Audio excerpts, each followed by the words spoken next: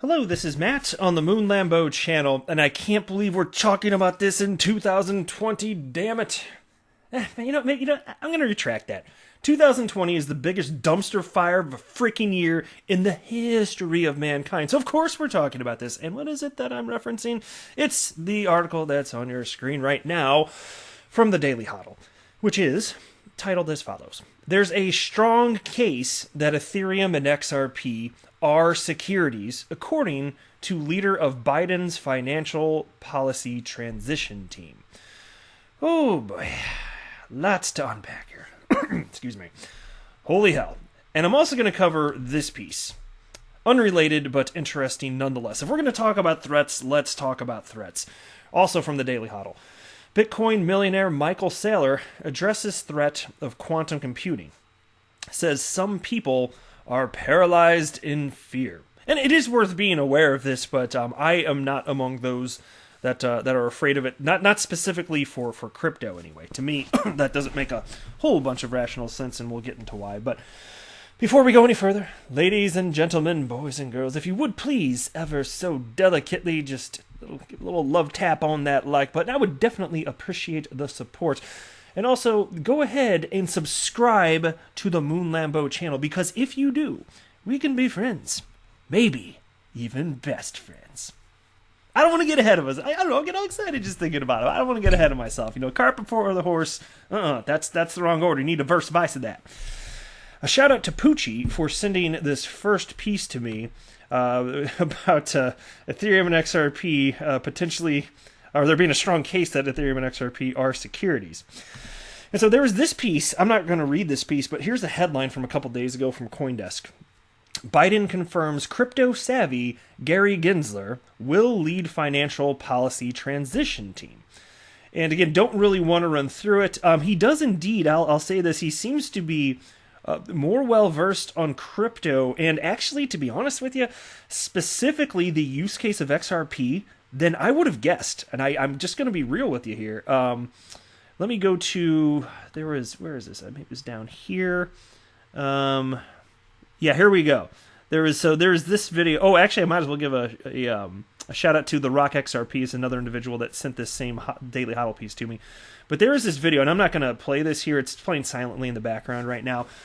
But there's a video of Gary Gensler here, and I don't know the context of where this is. I thought he was just speaking publicly somewhere, but it looks like he's in a classroom setting, and he was like asking questions as if he's a teacher or something, and I don't really know all of his background, but it doesn't matter for the purposes of this video. But he was describing the functionality of Xcurrent and Xrapid. So the video must have been at least a couple years or so old, because Xrapid and Xcurrent have been rebranded as on-demand liquidity and RippleNet also. So, but that is what he was talking about. And he was talking about functionally how that works and actually the benefits of it. So how about that? And so I don't get the sense, I'm going to be real with you here, I don't get the sense that he's being a troll. I just think he's wrong.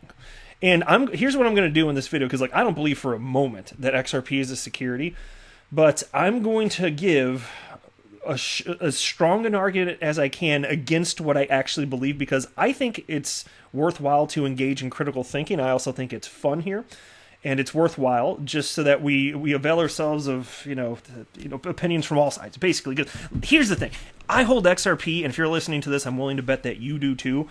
And so, if something's horrendously going wrong, do you want to know or do you not want to know? And so that's why, for me, as long as people are operating in good faith and not just trying to scare people for the sake of it, I want to hear as many negative things as you can say about Ripple and XRP. Like, throw your worst at the concept of XRP being utilized and having long-term viability as a bridge currency and perhaps with other use cases. Throw it at it, because I want it to be tested. That's where I'm coming from here. And so I'm gonna share with you what I think on this. But again, I do not believe for a moment that XRP or Ethereum, actually for that matter, are securities. President-elect Joe Biden has tapped the crypto-literate Gary Gensler, former chairman of the Commodity Futures Trading Commission, that's CFTC for short, to lead one of his financial regulation transition teams. The Biden campaign announced Tuesday that Gensler will specially direct the team focused on the Federal Reserve, banking, and securities regulators. the former Obama administration official, has stated that he believes Bitcoin is not a security, but both XRP and Ethereum probably are. Said Gensler in a 2018 interview with the New York Times, quote, "There is a strong case for both of them, but particularly Ripple, that they are non-compliant securities." And so right there, he's already misspeaking. He said Ripple when he meant XRP. Ripple, a company, cannot be a security. A security of what? Ripple, the company, a security of what? Another company? Obviously, he means XRP. He's misspeaking, but... and by then, look, it was already clear that Ripple and XRP were no longer known as the same thing, so it's kind of disappointing. And so I want to point something out here before going through any further. So let's take a look at the timeline for all this, because when did he say that quote? When did he say that Ethereum and XRP are non-compliant securities? Well, we already know 2018 because it was stated there. And if you go to this article, well, we hit a paywall, so I can't show it to you. But before this little portion popped up right here, I can tell you that it was April of 2018. April of 2018, Mr. Gensler said that he believes there's a strong case for XRP and Ethereum being a security. But then you go over to this. Take a look at this, and the timing of this actually matters. This is June 15th, 2018. So about 2 months after Gary Gensler made this statement about XRP and Ethereum being securities. So 2 months later, we get this headline from Reuters. U.S. SEC, that would be Securities and Exchange Commission, official, says Ether is not a security, price surges. So there you go. He said 2 months prior there's a strong case for Ethereum, Ether, to be a security. And then 2 months later, the SEC says, no, it's not. And then the price surges. So he was wrong on that one. And admittedly, we're waiting around for clarity from the SEC on XRP and almost every other cryptocurrency on the entire freaking planet. But that's just the United States dragging its feet. You already have the UK's Financial Conduct Authority stating that XRP is a utility token. And so it's already clear there. You have the CEO of Bitso in Mexico talking about how they've received regulatory clarity in a general sense, and they're not worried at all about utilizing XRP as a bridge currency.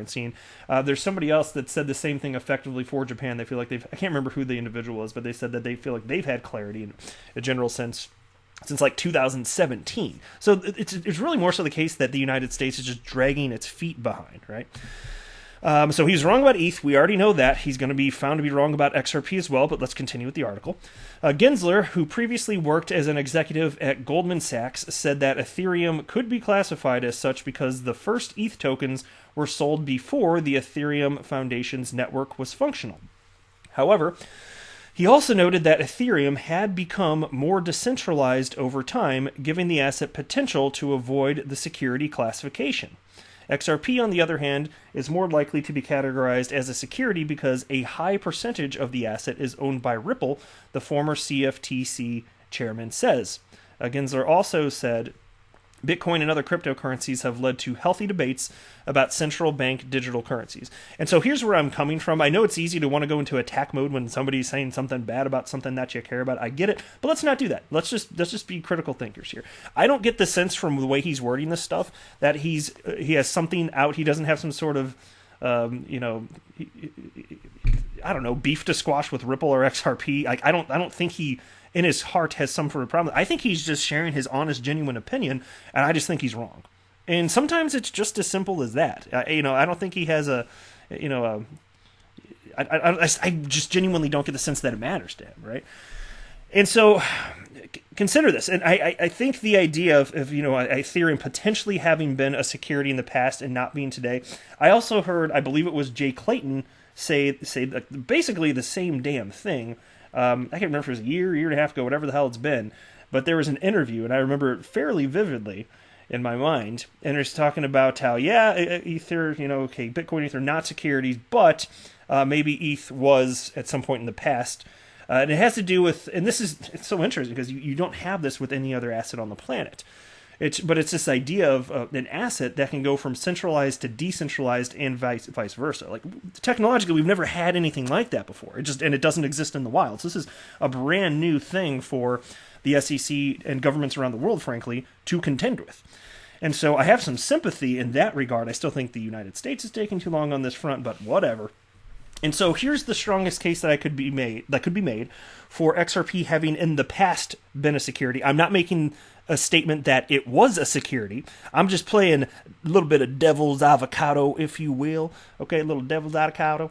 And this is the strongest case that I can make. And I think it's a fair point, but I don't think that it proves in and of itself that XRP was a security in the past. And I still don't think that you could make the case today that XRP is a security today. So consider this. When there's a startup company, and we've seen this with the ICO craze in 2017, right? That so many of these new cryptocurrencies that were developed and ICOs were launched, initial coin offerings in 2017, they're basically just money grabs. It's just like, here's a business idea, attach blockchain and coin to it, give me your money, and it worked. There are all sorts of worked in the sense that money was thrown at these stupid projects that ultimately went to zero, and many of them will probably never come back. In that sense, it worked. But they were illegal securities because there were centralized entities that were selling them. And so Ripple didn't do that because Ripple did not create XRP, right? Ripple was gifted XRP, which means that it couldn't have been a security, right? But then you got to, if you're being intellectually honest with yourself, you got to ask, well, okay, so you can just use a loophole like that to get out of it, if we're being honest with ourselves here, right? You know, so it's the case that, so all of these companies in 2017, which I just bitched about, that were pump and dump schemes, they were clearly securities because they made a coin and launched it and people bought it, and those are, non-registered securities. And I think we'd all agree that those were securities, right? I don't think that anyone is going to dispute that. So you're telling me that if any of them had just made those, then created a company and gifted it to themselves, they've now found a loophole that is legally viable. Are we being honest with ourselves or not? Okay. And so again, that's the strongest case that I can make against Ripple. But even if that's strong enough, and that's an if, I'm not saying it is a case, I'm just playing a little devil's avocado, like I said here, don't get your panties in a bunch. Even if that were true, and even if XRP were sufficiently centralized back in that era, it sure as hell is not today. It sure as hell is not today. So even if you want to make that case, think about this. If you are going to make the case that XRP is a security of Ripple, the company, and let's say that it actually came down from the SEC. Yes, XRP is indeed a security. Well, what the hell happens? Well, as far as XRP's blockchain is concerned, nothing happens. You know why? Because Ripple doesn't have any special permissions over the ledger. And so I want to know, how is it if XRP, or if Ripple rather, has no permissions, no special permissions over the XRP blockchain? And it doesn't. If that's the case, and it is the case, how the hell could it be that the XRP blockchain is centralized? That fundamentally makes no sense. And so if you wanted to take into consideration other attributes, like historically, I understand there's the Howey test, this and that. Okay, fine. But this seems like a hard break to me, you know? And when you're talking about a crypto asset which didn't exist, more than 12 years ago, I get it. It's a different animal, but you have to take that into consideration when you're talking about legislation like this, period. That's it. And so, to me, there's no way on the freaking planet. That is a hard break for me. That's a hard line. And so, absolutely, it could not. So, you can tell me what you think on that. But clearly, he was wrong. Nothing against this Gensler guy. I don't know anything about him. He seems to actually know a fair bit about crypto and specifically XRP, and that was actually kind of interesting. I don't think that he was being venomous. I think that he was sharing his honest opinion. I think time has proven that he's wrong about ETH, and I think time will prove that he's wrong about XRP.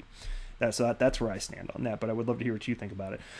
All right, into the next piece now from the Daily Hodl. Bitcoin millionaire Michael Saylor addresses threat of quantum computing, says some people are paralyzed in fear. MicroStrategy CEO Michael Saylor says he's had enough of people on Twitter asking if he's concerned that quantum computing will one day break Bitcoin.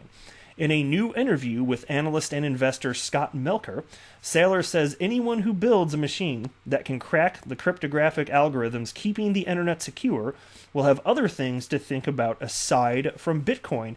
And here's a quote, and listen up because I love his take on all this. And it's a pretty long quote, but check this out. If I have to hear one more frickin' crypto Twitter person tell me, aren't you concerned about quantum computer attacks?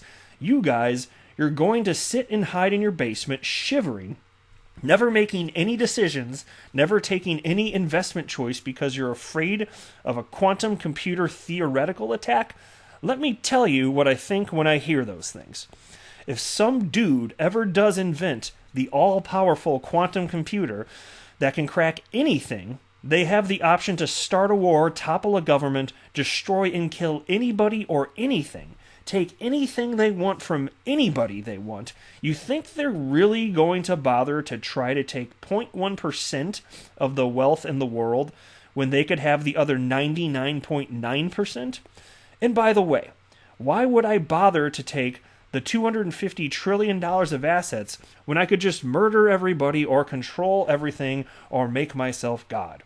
There are people that have more power than billionaires. They run countries. And so I'm not concerned about the dude with the atomic overthruster magic genie that can do anything, because I think when you have infinite power, there's other things that are more interesting to do with it. How about that for a quote? Tell me how you really feel, Michael Saylor. I appreciate the place that he's coming from here.